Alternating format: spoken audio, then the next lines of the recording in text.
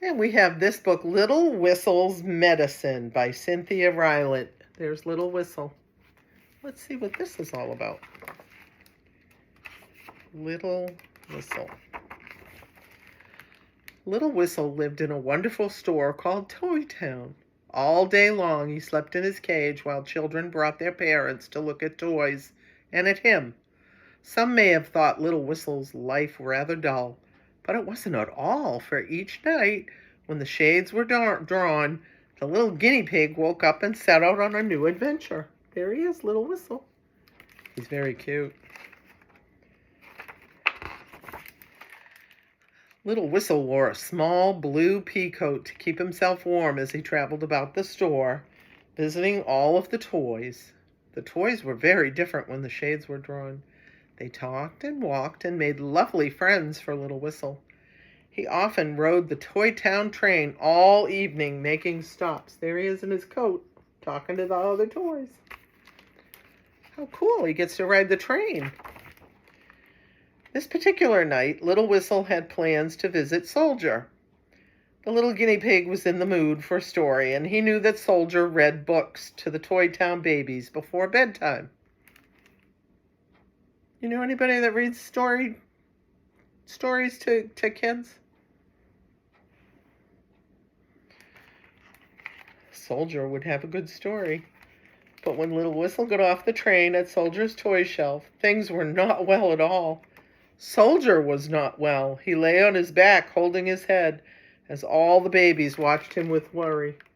Oh no, I wonder what happened to Soldier. See if we can find out. Soldier, what is wrong? Said Little Whistle, hurrying to his side. Soldier groaned. Someone bumped me off the shelf today and I landed on my head. Poor Soldier, said Little Whistle. He's going to try and take care of him, I think. What do you think? Yeah, I think you're right. I have such a sore head, said Soldier. I'm afraid I won't be able to read a story tonight. At this news, all of the Toy Town babies began to cry. Big wet tears rolled down their faces. Oh, that's very sad. It's not good to not have a bedtime story, is it? It was too much for Little Whistle. He did not want the babies to cry, and besides, he had been so looking forward to a story.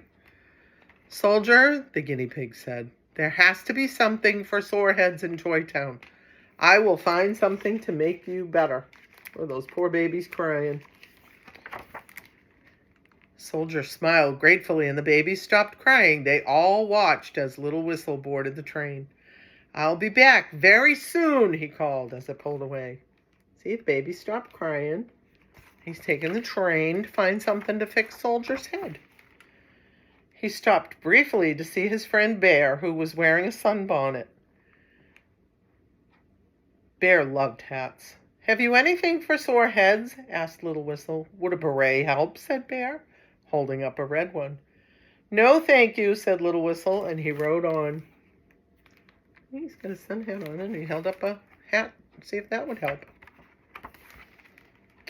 His friend Violet, the China doll, was singing in front of a small white vanity. Violet, have you anything for sore heads? Asked Little Whistle. Would you like a lullaby? Asked Violet, and began singing one. But a lullaby could not fix a sore head. Little Whistle thanked Violet and moved on. She's a pretty China doll, huh? Pretty red dress. Yeah. His friend Lion had nothing to offer for sore heads except a vanilla cookie. And his friend Rabbit, who ran all around Toy Town each night, could not stop herself long enough to listen. Poor Little Whistle. Poor Soldier. Was there nothing in Toy Town for sore heads? It's a tongue twister. But then a kind mother doll who happened to be listening came to Little Whistle's aid. Mothers, of course, always know what to do for sore heads. The mother doll led Little Whistle to the shelves full of doctor and nurse kits. Little Whistle was delighted. He carried a kit back to Soldier. That's a good mom doll.